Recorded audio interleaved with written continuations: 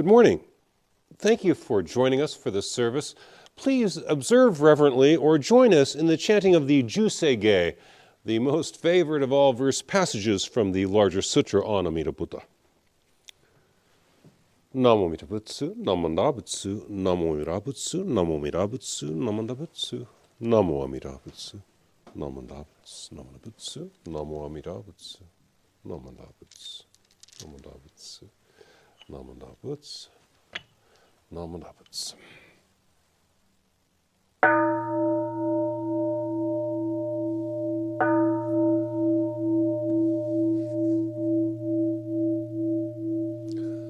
Busetsu, Daimuryo, Jukyo, Juseige, Gagoncho, Tegan, Kishimu, Jodo, Shigan, Humandoku, Tehujo, Shogak, Gao, Muryoko, Uidai, Seishu, Huthai, Sho, Bingu, Seifujo shogaku, gashijo butendo, myosho cho jippo, kukyo mi shomon, seifujo shogaku, ryoku jin shonen, joeshu bongyo, shigumu jodo, isho tenin shi, Jinriki and Daiko, Hushomu Saido, Chojo San Kumyo, Kothai Shu Yakunan, Kaihichi Eigen, Meshi Kon Moan, Hei Sokusho Akudo, Tudaten Shumon, Kothojo Mandoku, Iolo Jippo, Nichigaten Shujuki, Tenko Onfugen, Ishu Kai Hodo, Koseku Dokuho, Jo Dai Shuchu, Seppo Shi Shiku, Kuyo Ithayabuten, Gu Sokushu Tokuhon, Ganne Yoman, Tokui Sangayo, Nyobuten Mugechi, Tudaten Mi Husho, Gangaku Eriki, Toshi Sai Shoson, Shiganya Koka, Daisen no Kondo, Koku Sho Tenina, To Chinmyoke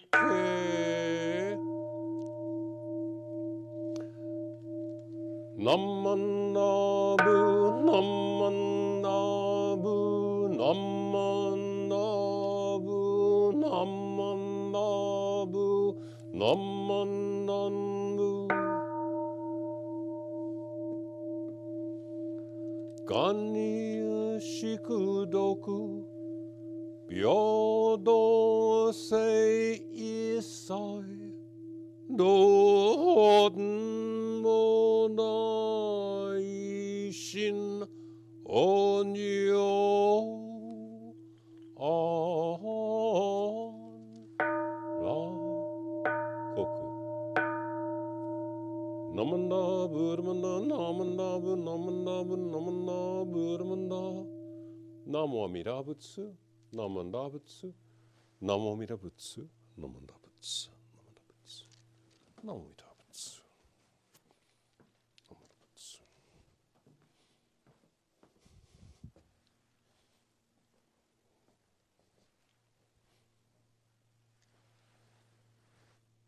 Namo Amida Butsu, Namo Amida Butsu, Namo Amida Butsu, Namo Amida Butsu, Namo Amida Butsu, Namo Amida Butsu, Namo Amida Butsu.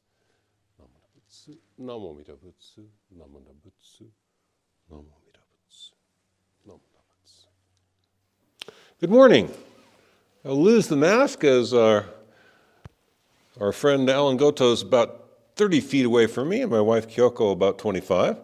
And they're the only ones here this morning with us.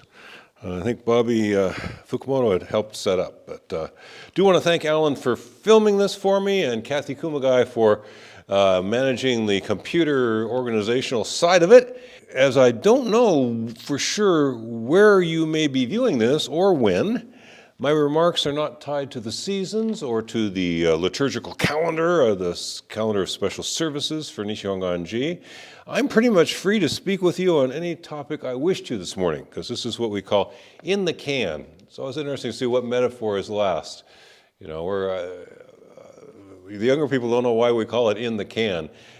Film used to be kept in a tin can. And that's why if you film something, you put the film in the can. So this is going to be in the can, even though it's actually in the cloud, wherever that is, whatever that is. So please bear with me as I decided today to talk to you about one thing each that I learned from two of my most important Buddhist teachers. And I also want to speak briefly about the burning house analogy of the Lotus Sutra. Now, the two teachers I want to talk about are Kakue Miyaji and Dennis Hirota. And I took several courses from Wajo Sensei, Reverend Kakue Miyaji, at the Institute of Buddhist Studies in the mid-1980s. And I've been studying with Dennis Hirota on and off whenever I can for 36 years now. So, of course, I've learned many things from Kangaku Sensei, Reverend Kakue Miyaji, and from Dr. Dennis Hirota, many things. But today, I will just emphasize one aspect of the teaching each that they clarified for me. Again, I took several courses from Reverend Kakue Miyaji in the mid to late 1980s. He had a very concrete, very experiential sense of being accepted and received by the Buddha. When he spoke of Hotoke-sama no Daijihi, he translated it as the Buddha's mercy and forgiveness. He called it the mercy and forgiveness of Amida Buddha. Usually it would just be translated the kindness and compassion of the Buddha. But for Kakue Miyaji, it was the mercy and forgiveness of Amida Buddha. He felt this very concretely. What the Buddha's Daijihi, great kindness and compassion, felt like to Miyaji Sensei was not something so abstract sounding as compassion.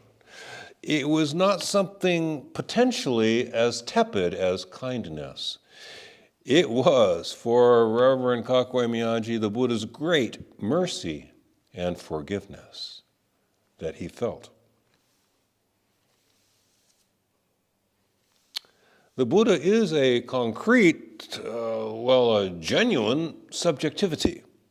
For 2,500 years, our tradition, Buddhist tradition, has spoken of there being three treasures of the truth: the Buddha, the Dharma, and the Sangha.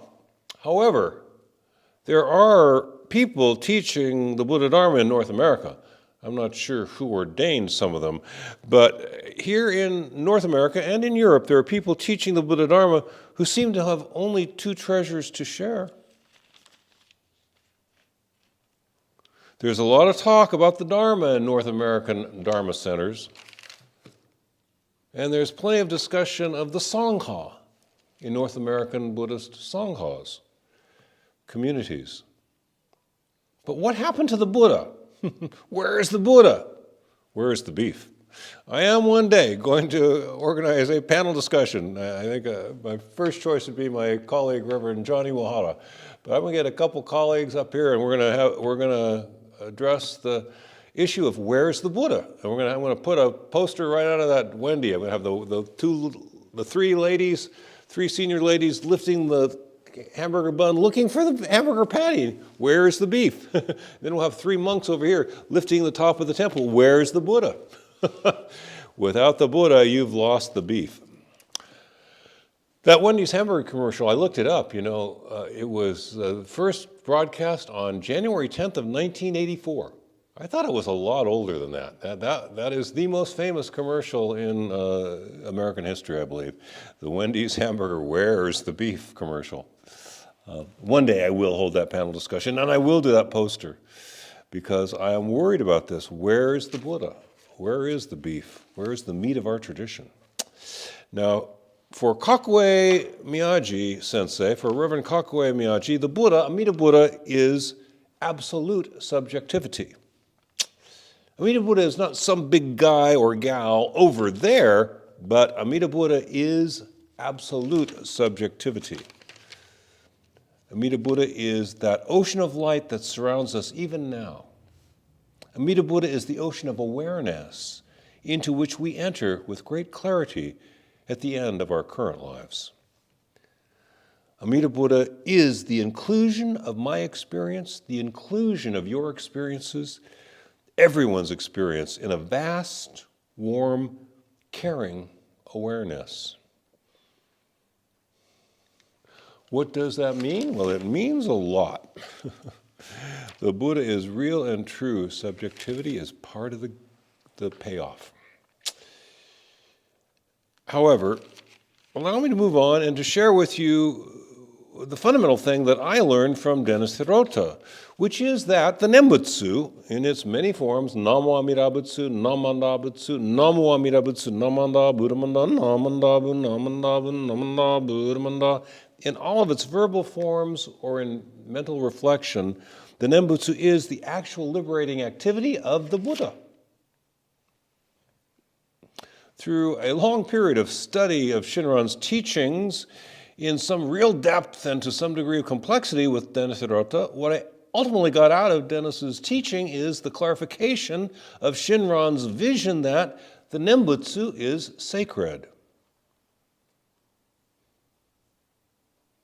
As the enacting of the Buddha's vow, a promise of liberation for all, Namo Amida Butsu, and phrases with the same meaning, the same Buddhist intent to liberate, Namo Amida Butsu. All those verbal forms are sacred. Some of you are old enough to remember 53 years ago, Eric Clapton did a song, The Presence of the Lord, and the refrain was, I have finally found a way to live in the presence of the Lord. Now, I don't believe in the Lord of Judeo or Christian tradition. I do not surrender myself to the Lord of Islam, but I do spend much of my time living in the presence of the sacred. I have, for about 40 years now, spent much of my time in the presence of the Nembutsu, Namo Amida Butsu, nurtured by Namo Amida Butsu, Namanda Butsu, Namanda Buddhamanda. 40 years now. Thanks to the explanations of Shinran's teachings about the Nembutsu that I received from Dennis Hirota, Namo Amida Butsu is sacred to me.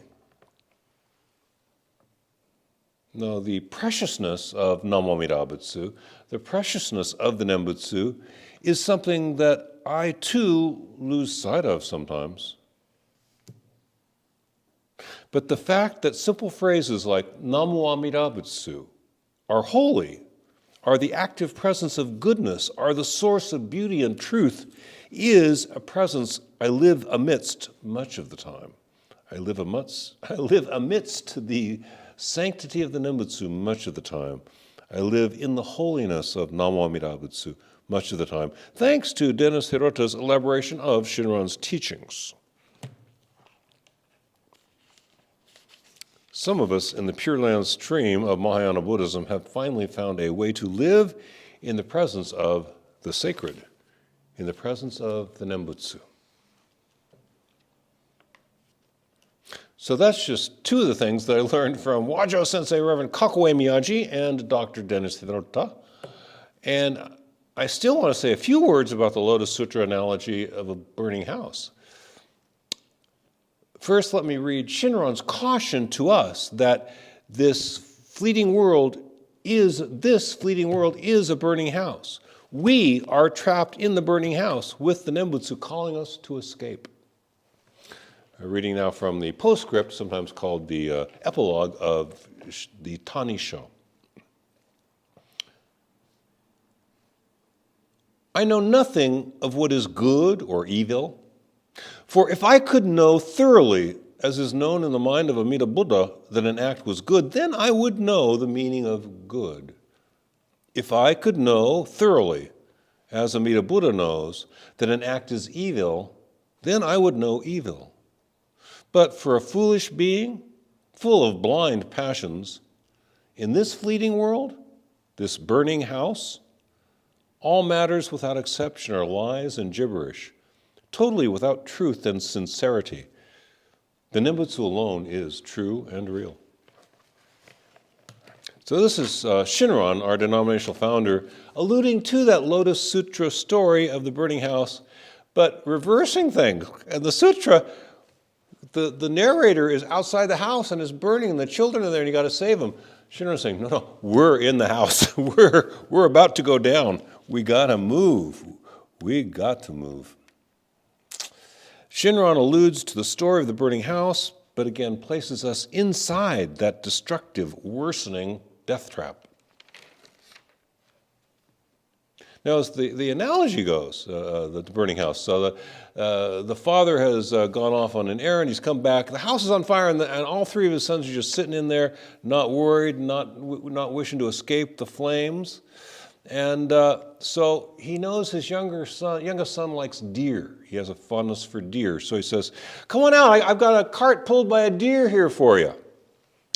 Because that's what he wants. Now, the second son has a fondness for goats, we're told. And so the father says, hey, I got a goat-driven cart out here for you. Come on, come on. Now, the oldest boy likes oxen. And so for the oldest boy, the father says, hey, I got an ox-drawn cart here. Come on out. Now, these carts all actually represent different styles of Buddhism. And the Chinese and Korean scholars argued for 1,000 years over the point here. Is the point that all schools of Buddhism are really the same, or that only one is good, or that they all become like the good one? If you look at them, I don't know. They talked about that for more than 1,000 years. What interests me is not that question about what kind of Buddhism is good, because I already know my answer there. It's all good. All schools of Buddhism are reliable. All kinds of Buddhism are valuable. But what interests me is, what does the kid get when he comes out, right? So he tells the one boy, you get the deer-drawn cart. He tells the other boy, you get the ox-drawn cart. The middle boy gets the goat-drawn cart. Well, what do they get? There's not a complete agreement about that. In Chinese, Uyghur, Tibetan, it's not all the same. There's different translations. According to one translation, when they come out of the house, the one boy looking for the goat-drawn cart, the other guy looking for the deer-drawn cart, the older boy wanting the ox-drawn cart, what they actually get is a cart drawn by an immense white ox. That's what one translation says. Another translation says it's an ox. They all get an ox-drawn cart, but it's this jeweled cart. It's the most beautiful cart you've ever seen. You know what the right answer is? What they get? You know what we get when we come out of this burning house? A vehicle to awakening. A vehicle that is inconceivably beautiful. A vehicle that is indescribably comfortable. A vehicle that leads to all dreams come true. That's what's waiting outside of the burning house of egotism. That's what the Buddha is calling us to exit to an inconceivably wonderful vehicle, unimaginably comfortable and beautiful and nurturing, and it takes us exactly where we need to go. And this is the truth of the Pure Land tradition. This is truth of Buddhist tradition. This is the truth about Namo Amida Butsu. It is the calling voice of our dad outside the window, our Buddha dad outside the window saying, get out of there. Leave that greed behind. Let the anger go. Don't be so foolish. Come out here. I got something for you. I got something for you. Is it a deer-drawn cart? Is it an ox-drawn cart? It is something so good we don't have words for it, and it leads us to all dreams come true. This is the truth of the Buddhist tradition. This is the discernment that Shinran had. This is the discernment that these two teachers of mine, Kakwe Miyaji and Dennis Hirota, lifted up for me out of Shinran's commentaries on the sutras. And this is what I wanted to share with you today. There is a path for us. There is a vehicle right outside the door. Our ride is just outside the door, and it's going to take you exactly where you want to go. And that is what I have to say to you today, and that is what I think the Buddha is telling us. That is what I think Shinran is telling us. This is what I learned through Wajo Sensei, Reverend Kakwe Miyaji, and Dr. Reverend Dennis Hirota, and this is what I wanted to share with you today. I thank you for joining me for this talk. I believe it's been incorporated within a service, and I will close the Dharma message portion of this event with Kansho, with putting our hands in a posture of respect and saying the Buddha's name a few times, putting out that calling voice. We rely upon the source of limitless wisdom and endless life. Namo Amida Butsu, Namo Amida Butsu, Namo Amida Butsu, Namo Amida Butsu, Namo Amida Butsu, Namo Amida Butsu. Thank you.